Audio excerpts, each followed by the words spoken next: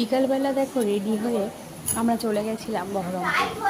কারণ বাবুর স্কুলে কিছু ম্যাপ পয়েন্টিং, তারপর তোমার প্রজেক্টের স্কেচ পেন অনেক কিছু লাগানো কেনার ছিল, তার জন্য চলে গেলাম।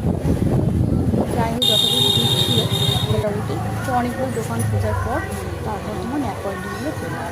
পাচ্ছিলাম না, মানে বলছিল পলিটিক্যাল ম্যাপ তো নেই, অনেক দোকানেই নেই। তো তারপর আমরা দোকান থেকে পেলাম। তারপর বললো ম্যাঙ্গো জুস খাবো।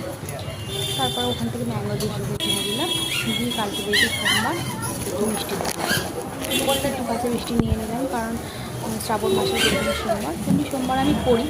তো কালকে ফার্স্ট, তো বাবার সকালে টাইম হবে না, তো তার জন্য ভাবলো একটা নিই। তারপরে একটু আনারস নিলাম, আর যা ফলের দাম, তো তারপর একটু আনারস নেওয়ার পরে একটু কলা ফল টল নিয়েছিলাম। নিয়ে তারপর দোকান থেকে কিছু বিস্কিট এসব কেনা ছিল, নিয়ে দেখো বাড়ি চলে আসছি।